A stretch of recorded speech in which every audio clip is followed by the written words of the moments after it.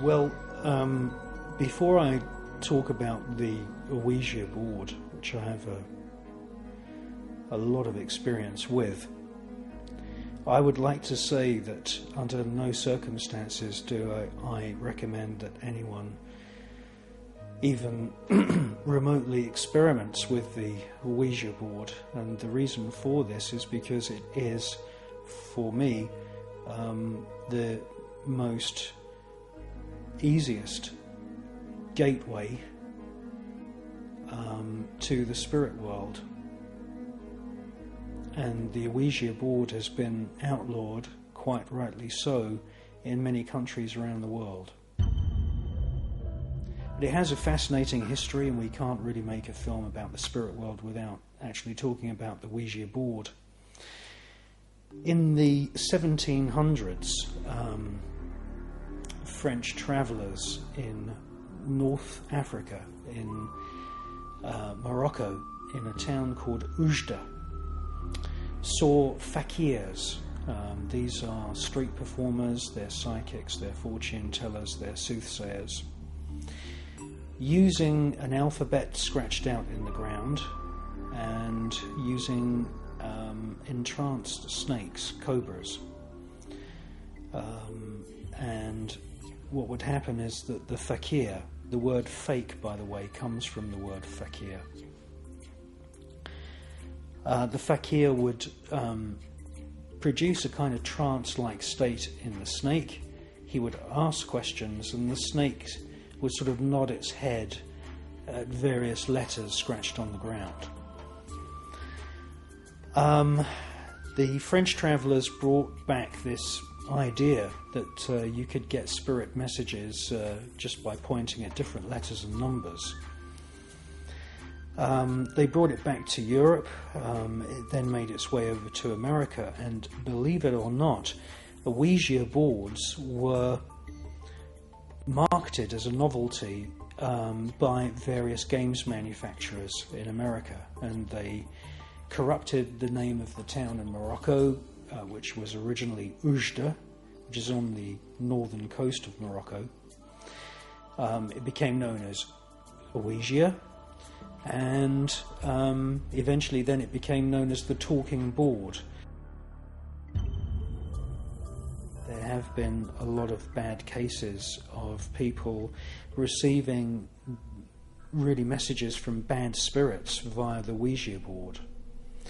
Now, the interesting thing is you don't even need a Ouija board to use the same system. You can go out and buy a box of Scrabble, and you can lay out an alphabet and the numbers from 0, 1, 2, 3 up to 9, hello, goodbye, and you can just ask, is there a spirit in this house? Now, a spirit usually does come through, and if you're using an upturned glass, which is the most common way of getting the message from the spirit to spell out words, the force and the speed and the preciseness of the movements of that glass can be really quite astounding. I've seen the top layer of varnish removed in less than an hour from a wooden table by the force of the spirits moving that glass. Now, you know, this is very, very dangerous, because the Ouija board is totally unlike ceremonial magic. In a magical ritual, you would entice, invoke a particular spirit. With Ouija, you just ask, is there a spirit in the house? And bang, usually the glass starts moving straight away.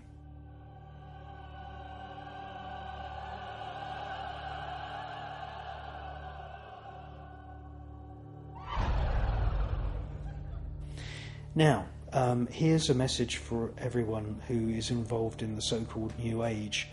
Just because you have a discarnate spirit speaking to you through the Ouija board, that does not automatically imply that that spirit has good intentions. In actual fact, spirits lie and cheat and are mischievous exactly the same as people are. A typical example is where a spirit of a famous bad person, the favourite would be, say for example, Hitler, or a mass murderer like Stalin, and that would come through, spell its name out and start giving you information. Of course, a chill goes round the room.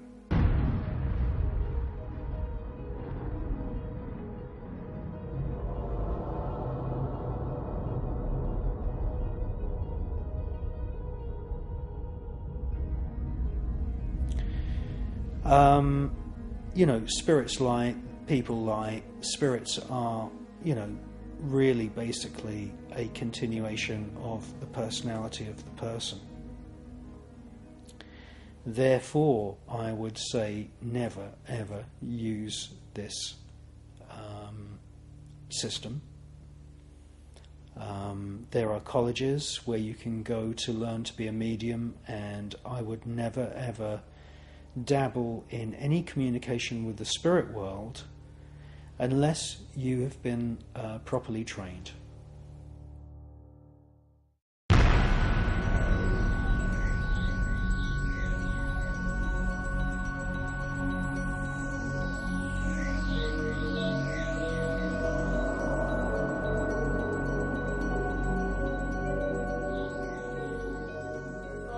Kako na nebu, tako i na zemlji, kruh naš svagdanji daj nam danas i otpusti nama duge naše, kako i mi otpuštamo dužnicima našim, ne uvedi nas u napast, nego izbavi nas od zla. Amen.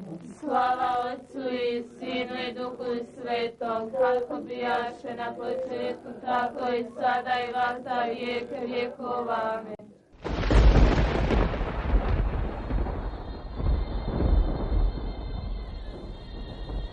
In 1981, at Medjugorje in Bosnia, a ghostly apparition appeared to a group of 6 peasant children.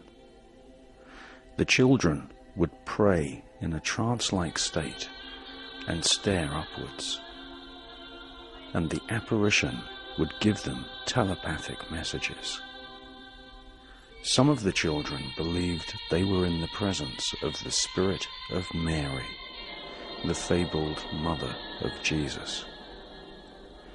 During the 1980s, news of this persistent apparition soon spread, and literally millions of people began to visit Medjugorje in Bosnia. The huge crowds of pilgrims who gathered at Medjugorje, more than 30 million over a period of 3 years, were never shown on television. The mainstream media never fully reported the persistent apparition in Medjugorje. Soon after, the country of Bosnia, part of the former Yugoslavia, was bombed into oblivion by the US and British governments. The entire country was transformed into a war zone, and the telepathic communication between the children and spirit of the Virgin Mary was violently disrupted.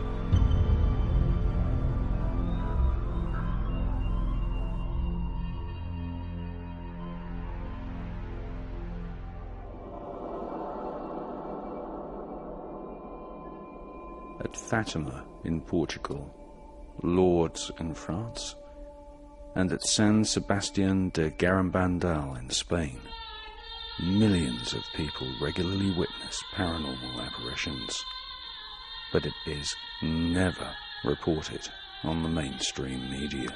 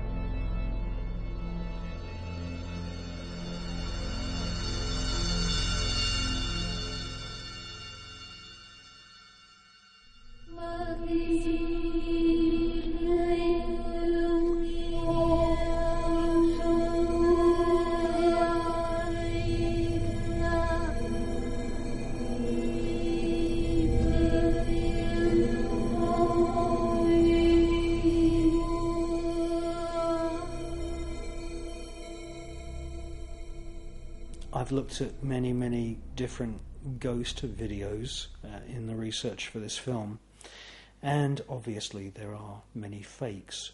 It's a pretty normal story.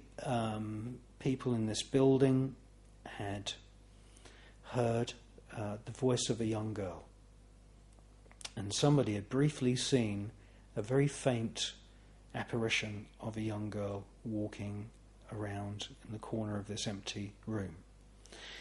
And so the story behind this video is that a person gets their camcorder, they go up there, and sure enough you can very faintly see the outline of a young girl. If you don't like ghosts, then hide behind the sofa for the next few seconds.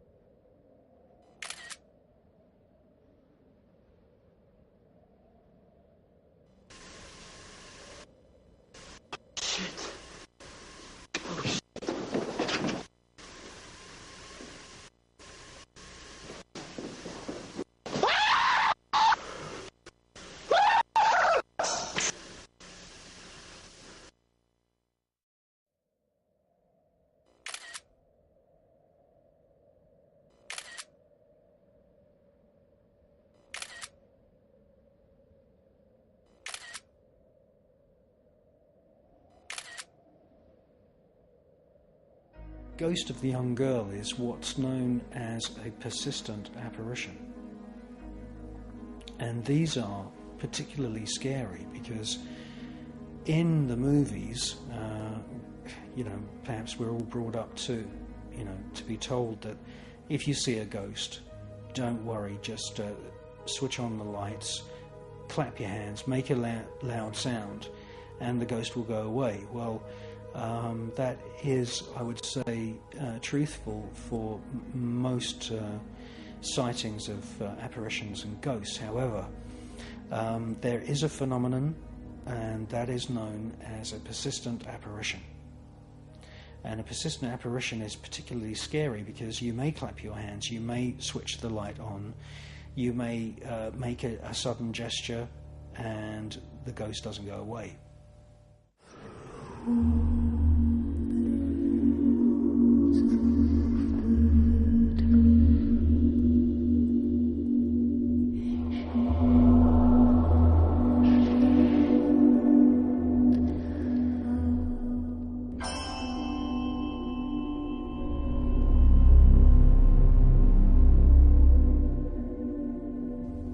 Psychic and spiritual phenomena have occurred throughout the history of mankind, often touching the lives of learned people and peasants alike.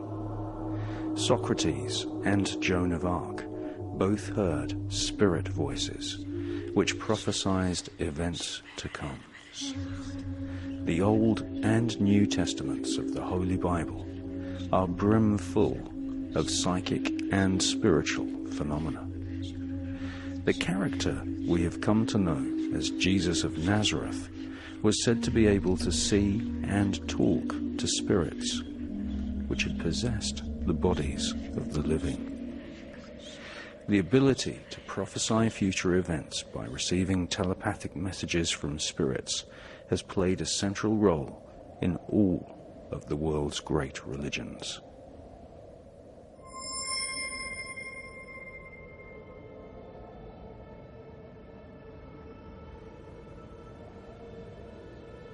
Psychokinetic activity, such as the ability to levitate and move objects with the power of the mind, is closely linked with many of the great saints.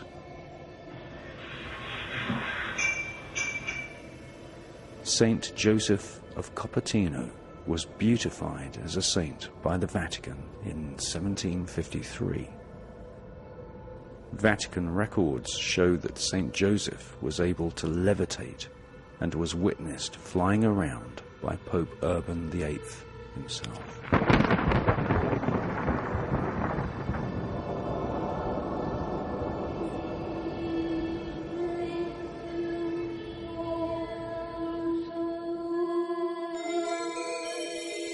Trinity College, Cambridge has for centuries been a British centre of occultism, esoteric science and espionage.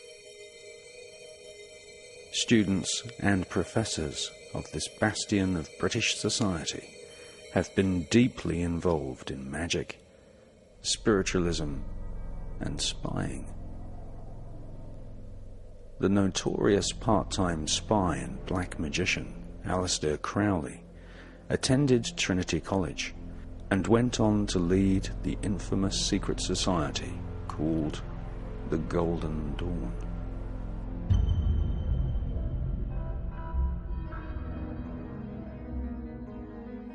Scientific investigation of the spirit world and psychic abilities had been conducted throughout the medieval era. Its focal point became Trinity College at Cambridge University. Since the 1400s, Trinity College has been a hotbed of occultism and espionage, the two dark worlds often overlapping throughout the history of Trinity College. Dr. John Dee was an Elizabethan magician who used a polished piece of obsidian rock called a dark mirror to communicate with angelic spirits. These spirits dictated to John Dee a system known as Enochian magic. The Enochian system describes the spirit world and gives instruction on how to communicate with spirits of angels and demons.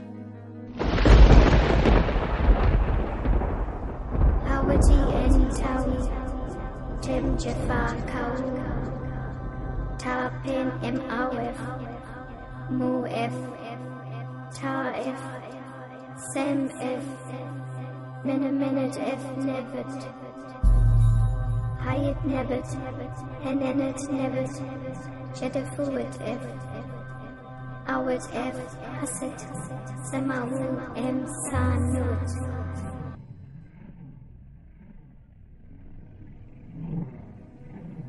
A Victorian secret society called the Hermetic Order of the Golden Dawn were to later take the Enochian system of spirit communication and combine it with the use of the so-called dark mirror, used by magicians in ancient Egypt. During the Elizabethan era, Dr. John Dee was not only the pioneer of Enochian magic, but also a personal spy to Queen Elizabeth I. Dee studied at Trinity College, Cambridge. Dee was to be followed within the halls of Trinity College by other magicians, alchemists, occultists, and spiritualists.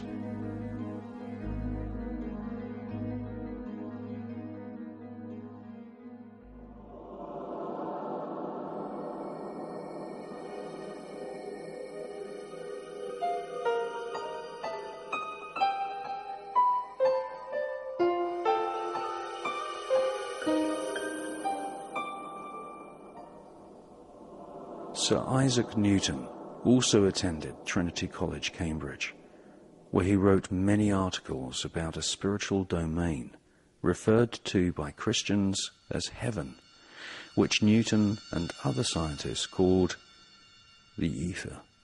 The leading scientists of the day believed that a domain of spiritual psychic energy which permeates all matter, exists in the universe.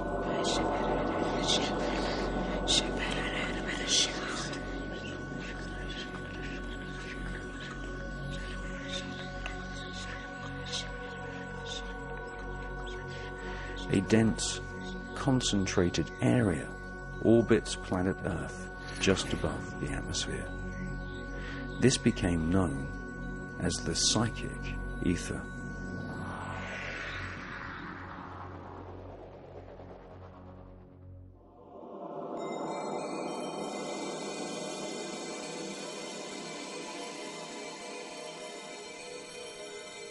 The existence of the ether, which is where spirits of dead people live, was well known to Dr. John Dee, Sir Isaac Newton, and the scientists who followed in their footsteps. In 1909, Sir Oliver Lodge wrote The Ether of Space, a companion to his equally groundbreaking book about the spirit world called The Survival of Man. These early scientists taught that no element could exist without having some form of relationship to the ether. The ether was the domain of spirit and the realm from which magicians and psychics such as the French Dr. Nostradamus received their information.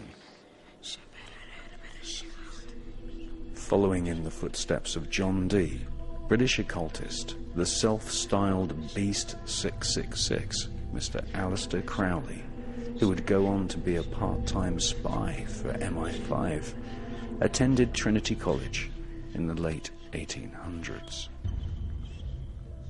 Whilst Crowley was a student at Trinity College, 3 Trinity Dons decided to found a society to investigate the spirit world.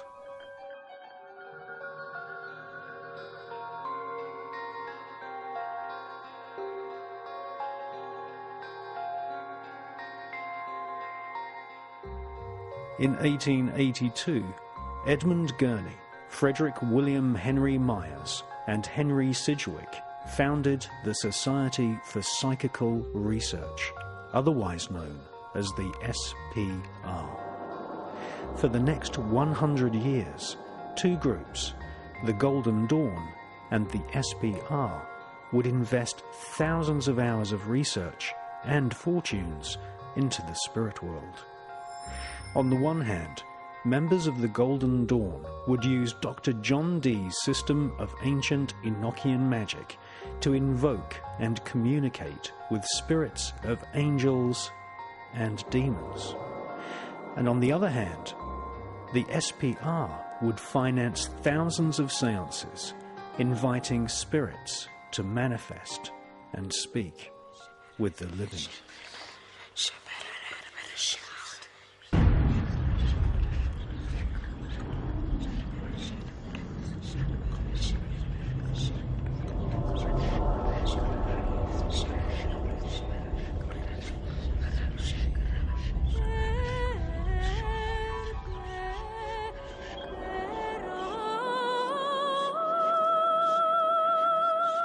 Just 6 years after the founding of the SPR, Britain's most famous and powerful magical secret society was formed in London.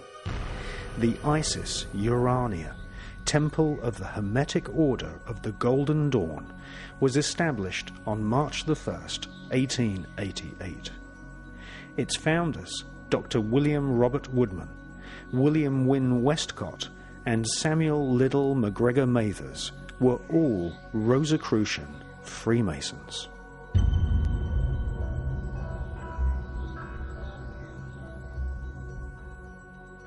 The Golden Dawn was a depository of occult knowledge.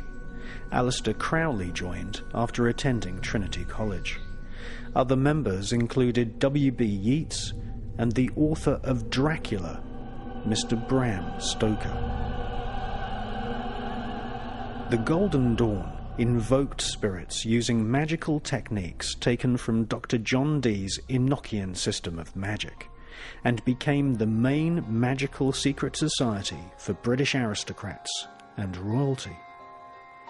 The Golden Dawn was heavily influenced by the writings of Helena Petrovna Blavatsky, who would later be outed as a fraudulent psychic by members of the Society for Psychical Research. Rituals using the so-called Dark Mirror were performed at Golden Dawn ceremonies on a regular basis. The Dark Mirror is a piece of polished black obsidian rock which is placed inside the magic circle. It is used rather like a crystal ball. The magician watches the reflection of his own face whilst invoking or calling a spirit. Etched into the surface of the Dark Mirror is an ancient Enochian or Kabbalistic design which helps mesmerize the eyes of the magician and enter a hypnotic trance. The magician's reflection would morph into the face of a spirit, which would then telepathically communicate with the magician. Adajita Ropa Ahe Zodonu Gonu Fa Ife Salada Vi Ro El Subame Yata Reji Izodazod I Adapehe Tasirema Abrimaji Patalabo Palakalada Sota Lorifel O Tadabesa Ode Balatohe Isali Sada Oreri Od Nikala Pape Tahisa Dia Ozo Donu Donu Lape Noenu Tarose Koreta Tajeo Pro Maninu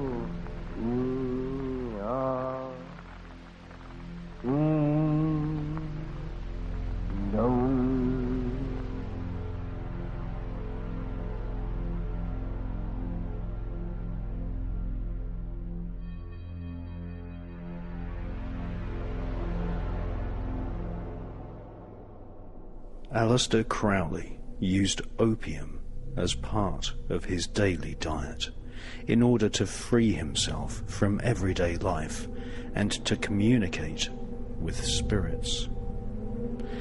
Crowley was copying the traditions of magicians and shamans who have inhabited all continents of planet Earth since the dawn of man.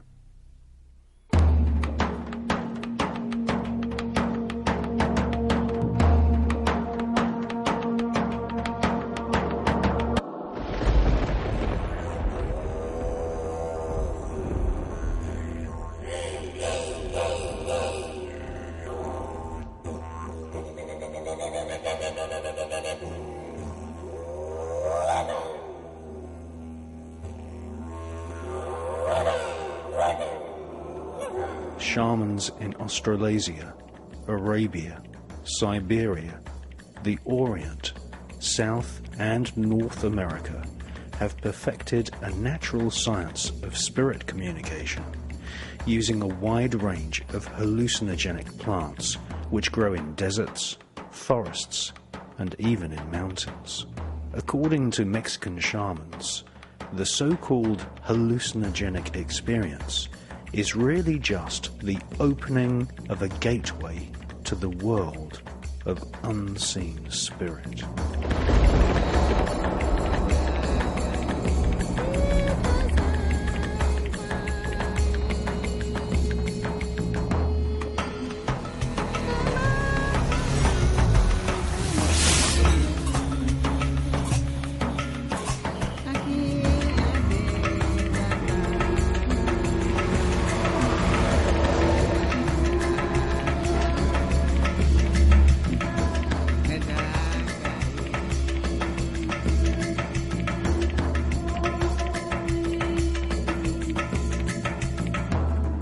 For thousands of years, shamans all over the planet connected themselves with the spirits of their ancestors, the spirits of plants, the spirit of planet Earth itself, and the spirit of the universe.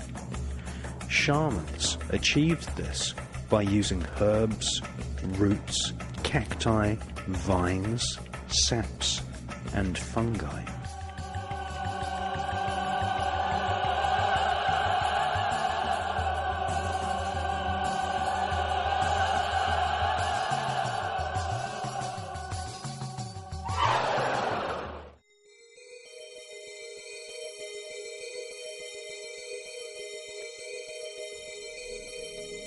To the uninitiated, the effect of these so-called plants of the gods seems unreal, fantastic, or even frightening, and is often described as hallucinogenic or psychedelic.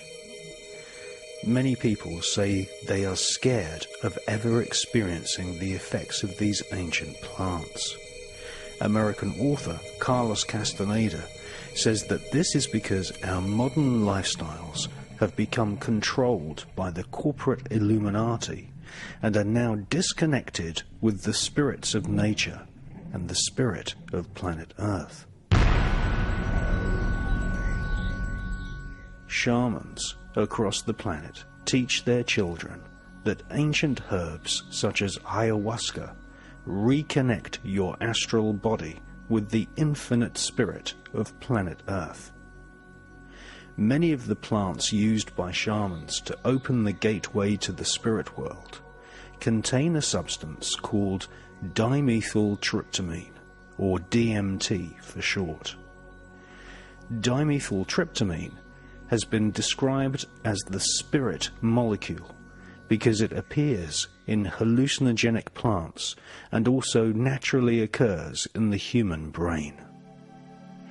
The effects of DMT often create a so-called out-of-body experience, where the spirit body, or astral body, can leave the physical body and explore the universe.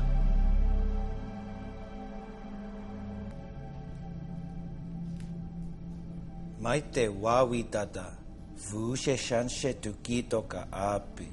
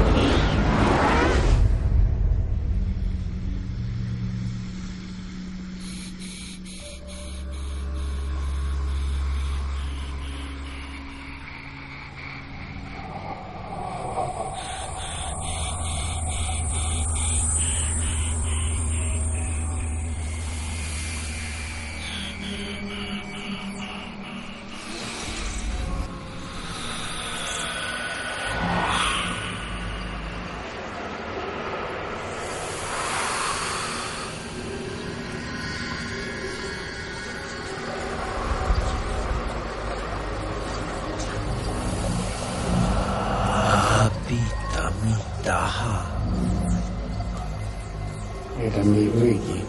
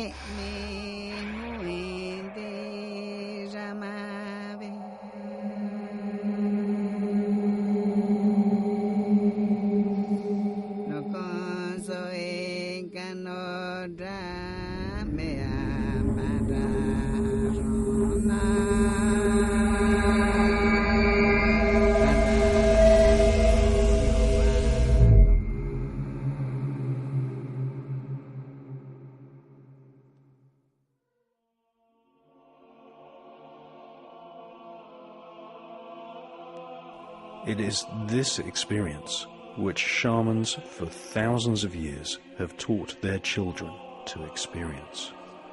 For DMT creates not only a sensation of physical liberation, but also spiritual liberation. Through the use of plants which contain DMT, shamans teach that you can once again develop a strong relationship with the spirit world.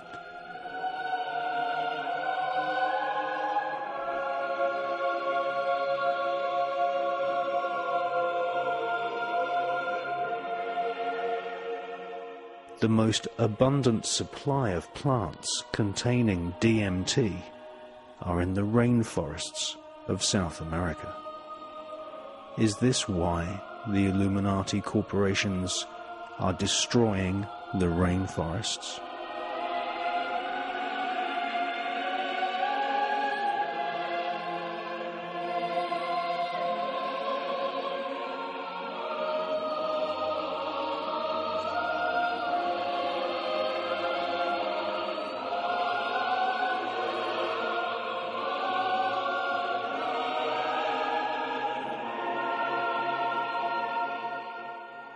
This ancient relationship between your soul or spirit and the powerful manifestations of earth spirits has been suppressed by modern city-dwelling lifestyles and watching too much television.